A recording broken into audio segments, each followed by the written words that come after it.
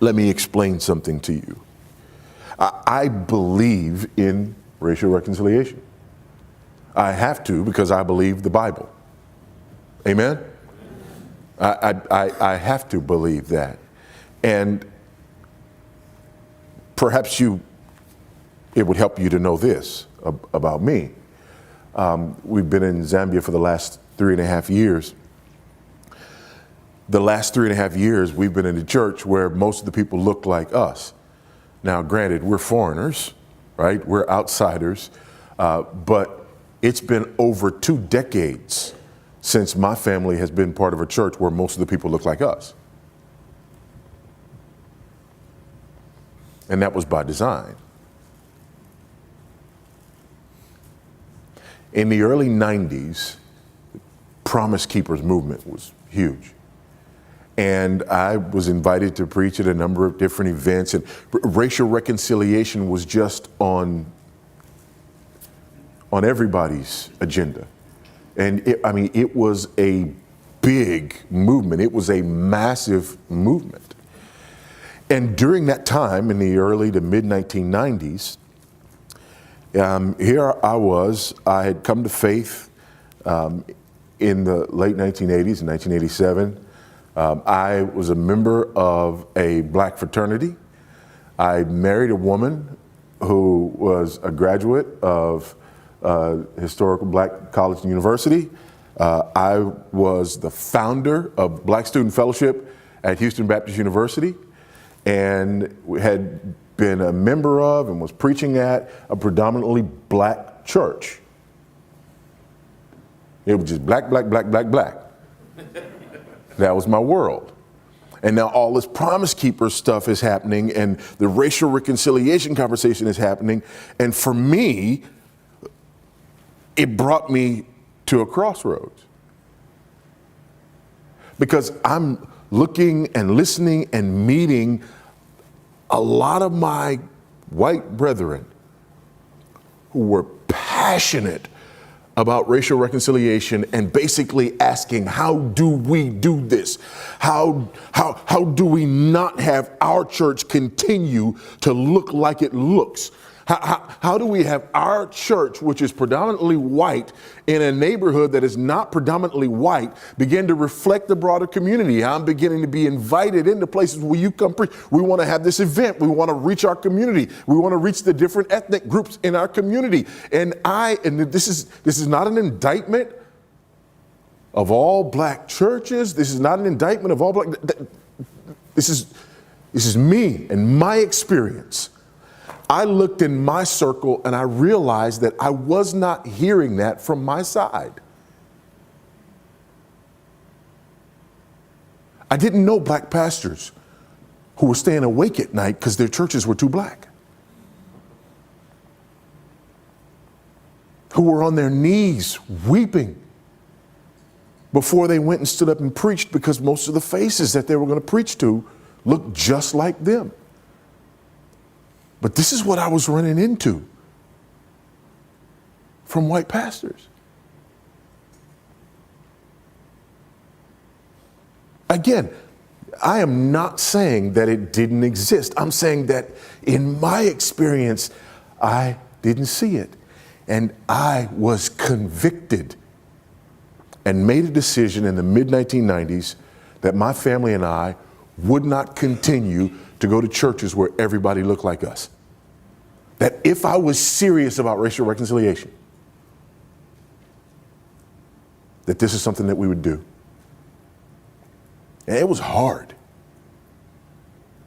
It was hard.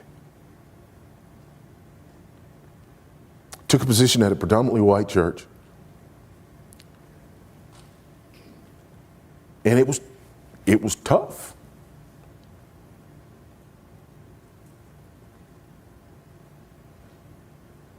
We faced a lot of things. Sometimes we faced overt racism. Rarely. More often than that, it was just insensitivities, ignorance. But it was what we signed up for. And it was difficult. It was hard for my children because they were too young to really understand what we were doing and why. And it was hard to be the only black kids around. But if I believed what I believed,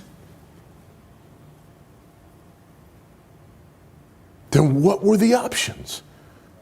What were the alternatives? It was difficult from another perspective as well. It was difficult from the perspective of having conversations on more than one occasion where people to my face accused me of selling out. And I'm saying, wait a minute. Wait a minute. Wait. Because you go to Promise Keepers rallies and you will do pulpit swaps and you will do all of these sorts of things. But now that I've decided to take this to another level and make a personal commitment with my life and my family's life, I'm selling out, then what are we really trying to do?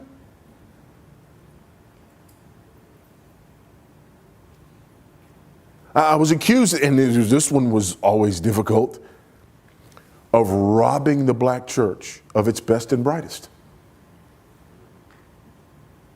Now, on the one hand, thanks for the compliment.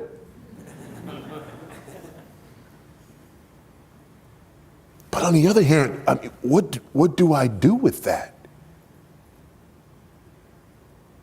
Because part of me is going, what a horrible way to think about the church. You're black, therefore you belong to this group.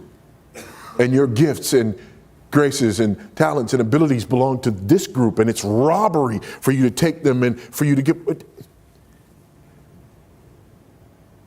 But on the other hand, I distinctly remember when I graduated from Southwestern Seminary, receiving a questionnaire from a black PhD student. I forget what school they were at, black PhD student who was doing research for their dissertation and wanted me to fill out this questionnaire because less than 15% of all black ministers in this country, according to their research, had seminary education.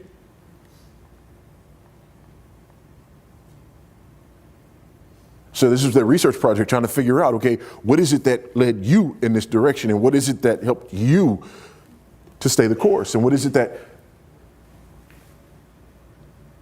Can you see how it'd be torn?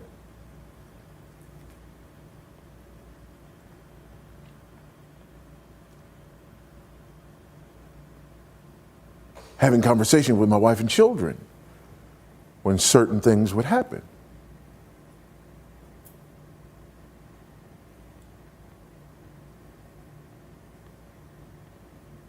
Constantly having that wrestle and that struggle with, is this tokenism or is it real? And regardless of what it is this the commitment or is it not? And if I do have a problem with the way people understand me or don't understand me, can I simultaneously fault people for not understanding me and then not make myself available so that they can have a relationship with me and learn to understand me? How dare you white people who don't have relationships with black people not understand us? Do you see the dilemma?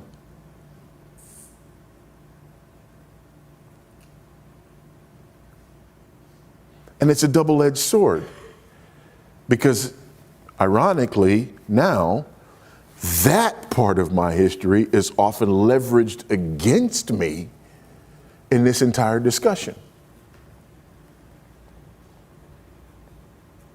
You don't get a voice in this discussion. You don't get a dog in this fight because you abandoned your people.